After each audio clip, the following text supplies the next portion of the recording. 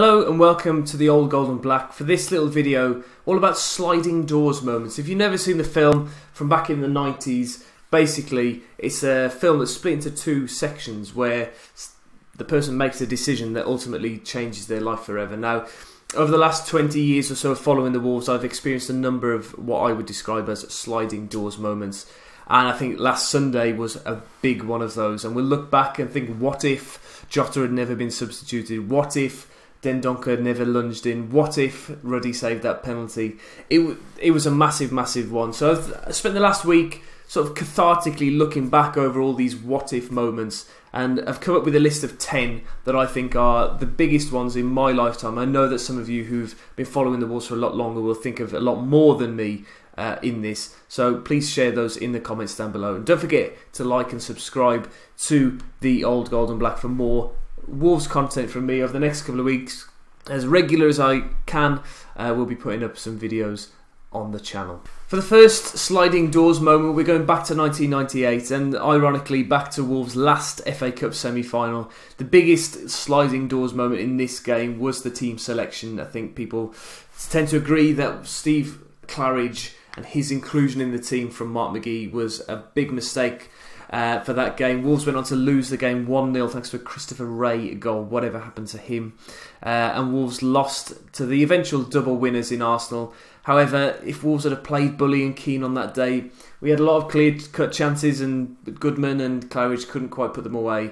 Had Bull and Keane started that game, maybe Wolves would have won that game and gone on to win their first FA Cup since 1960. However, the wait still goes on. Now for number 2, I've gone back to the 2001-2 season and the home fixture against Grimsby Town. This season, of course, lives long in the memory for all the wrong reasons. Wolves were so far clear of West Bromwich Albion in 3rd place. We were in the top 2 when it all started going wrong from this game onwards. Wolves were in a very strong position in March 2002, and they'd won their last 6 home league games. They faced against Grimsby, who were in the bottom 3 at the time, and apparently, according to the BBC Sport website here, it says that there was only one realistic result before kick-off. However, Kevin Muscat got sent off for an elbow 9 minutes after half-time, and then a goal from Grimsby in the last 10 minutes meant that Wolves slipped out of the top 2 for the first time in a long time, and then they went on to only win 2 of their last 9 fixtures, meaning Albion nicked into 2nd place. And Wolves ended up losing to Norwich in the playoffs. If Muscat didn't get sent off, if Wolves don't lose that game, then perhaps Wolves go on to get promoted automatically that season and ultimately have a stronger go at the Premier League. I think the squad was better that season than the season after, and perhaps Sir Jack would have been a bit more willing to put money into the team that season. Following on from that, in the summer in between that season and the playoff winning campaign, Wolves went and signed Dennis Irwin and Paul Ince on free transfers and bulked out the squad with ultimately more experience, which proved dividend in the playoff final, which they won 3-0 against Sheffield United. The following season, of course, was a little bit too much for Dennis Irwin, who his legs ran out really, but Paul Ince managed to give Wolves another 2 or 3 seasons following their relegation from the Premier League, and left under a little bit of a cloud when he felt that he should have been given the manager's job after Glenn Hoddle left in that season, summer of 2006, and of course Mick McCarthy was given the job then. Moment number 4, I've gone for the Steve Morgan takeover. Now, of course, there's a lot of Steve Morgan's good work has been tarnished because of the League One relegation in 2013. However, Sir Jack had clearly lost interest in the club and has stopped investing as much money following the promotion in 2003. The club had been up for sale and his son had been the chairman for a little bit, but Wolves were sold after the 2006-07 season to Steve Morgan for a nominal fee of £10, providing that Morgan put £30 million into the team.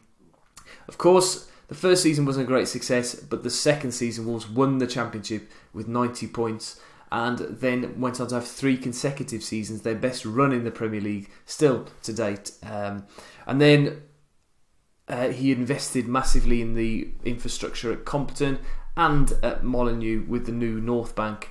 But then, of course, as I mentioned, his reputation was tarnished because of a lot of knee-jerk reactions with managers and not investing in the right players in in the Premier League and not making the right decision with Mick McCarthy, which we'll come on to next, because the next moment is Blackburn at home in 2011.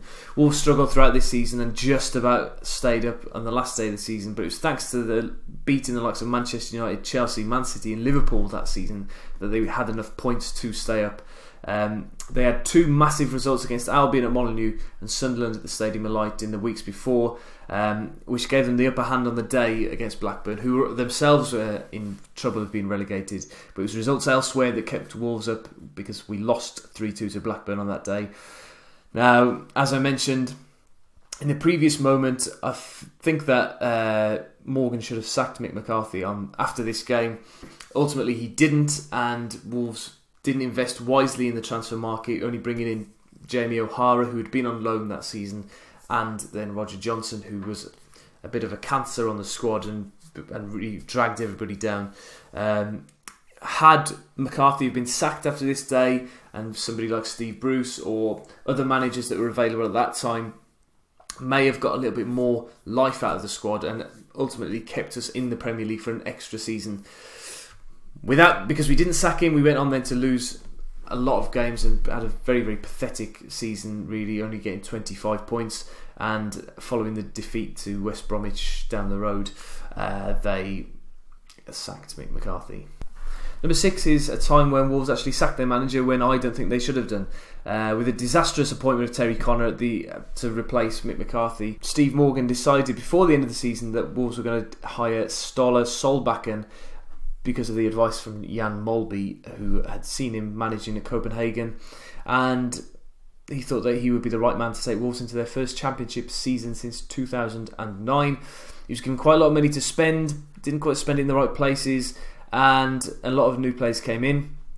I've listened to a few episodes of the Old Gold Club where they've spoken to players from that era, and they've all said that Wolves were far too negative in their tactics around that time, particularly at home, and not showing that sort of winning mentality that was needed in the Championship. And they eventually slumped to a mid-table standing around about Christmas time, but it was following the defeat at the hands of non-league Luton in the FA Cup that Morgan ultimately pulled the trigger on Solbakken and brought in Dean Saunders, who with his David Brent style of management and his crazy tactics managed to get Wolves relegated to League One, while the team that he left in Doncaster got promoted to the Championship. Had Wolves have kept with Ståle, it might not have been pretty, but I don't think we would have got relegated from the Championship that season.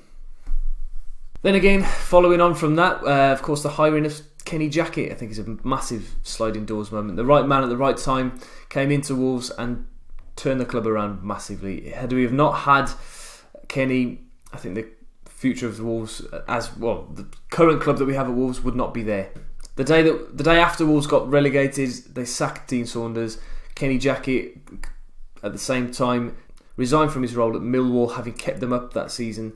And then he went to work straight away with getting rid of the dead wood at Wolves and bringing in players like Danny Bart and Jack Price from the academy, as well as adding in the experience from Sam Ricketts and some exciting players like James Henry and Michael Jacobs, who came in, and they destroyed League One that season. They got 103 points and continued to build the following season then, and just of missing out on the playoffs in the 2014-15 season. Lots of people were calling for Dean Saunders to be given the opportunity to continue in his role, having got Wolves relegated. If that would have happened, we may still be in League One, if not lower. Moment number 8 is Steve Morgan's sale of the Wolves to Fosun. Lots of people have been very, very critical about the work that Jez Moxey and Steve Morgan did in their time at Wolves. However, they should both be remembered for their final act as Wolves owners, I suppose. Morgan put the club up for sale in September 2015 following an angry confrontation with fans after a defeat at Preston North End. And there were rumours for a long time about various consortiums or people who wanted to invest in the club, reports of 76 offers of interest in the club. However, they weren't in a rush to sell, and they sold to completely the right people. You only have to look down the road at the other Midlands clubs who were sold that summer to know that we had the best deal. Morgan as well needs to be remembered about the investment into Compton and Molineux as well that he did, and made Wolves a very, very attractive offer for a massive company like Fosun to come in and to buy the club. Moment number 9 is Fosun sack Paul Lambert. It's fair to say that Fosun's first season in charge did not go as they had planned, with Zenga only lasting 40 odd days and then Lambert not being able to put together any consistent performances or results. Left Wolves finishing 15th in the table that season and just about staying up. Around about Easter time they secured their championship status, which is difficult to believe that now at Easter time we're looking and being annoyed that we're not in 7th place and that we've lost in an FA Cup semi-final. So perspective, guys, yeah. The season ended and there were all sorts of whispers and rumours about Lambert's future and about another foreign manager coming in. We didn't know Nuno at the time. I mean, if you'd followed European football in a couple of seasons prior, you may have been aware of Nuno and his work. However, I wasn't, to be honest. Lambert was even on Sky Sports News being interviewed about his future and he didn't know. It was unclear as to whether he would be staying at Wolves or not. With Wolves fans having been scarred by the appointments of Solbakken and Zenga, they were cautious about Nuno, but we were wrong to be cautious. He turned the club around very, very quickly, instilled a fantastic ethos at the club and managed to get Wolves promoted in the first time of asking, a magnificent achievement. It's also worth mentioning that Gully at Molineux Musings wrote a superb blog post about the alternative season that we could have had under Paul Lambert had we have not signed Nuno. So go and check that out. I'll leave a link in the description down below. And the final moment is a game from last year, and I think that last season did hinge on this result really. I think had Wolves have not pulled out this performance in this game, we might not have had the season that we did have. And that is Wolves 2, Aston Villa 0. Back in October last year, Wolves had started the season really well, but so had Villa. Wolves were sitting top of the league at that time, and Villa were the pre-season favourites. They came to Molineux and Wolves absolutely schooled them. Goals from Diogo Jota and Leo Bonatini made sure that we won the game comfortably, and we started to show our full potential. It was a coming-of-age performance for that season, but it felt like a make-or-break game before kick-off. Villa started really well, had a couple of chances, but we just kept things. We were just amazing that game, and I don't think there's been a league performance like that this year. Perhaps West Ham at home, everything sort of came together, and I think had Villa have won that game, they may have challenged us a little bit more as the season went on. So there you have it. There's 10 moments, 10 sliding doors moments. Of course, there'll be loads from the 1980s when Wolves could have gone bust and other things like that. But I wanted to focus on ones that I can remember and that I can look back on and think what would have been had other things have gone differently on that in those times. Let me know your own sliding doors moments for Wolves in the comments down below. And please like the video, subscribe to the channel, and get involved in the conversation. And don't forget to look out for the Talking Wolves podcast, which I've just appeared on, which is why I'm in this current setup in the next couple of days. And I'll see you very, very soon, boys and girls. Thank you very much. Goodbye.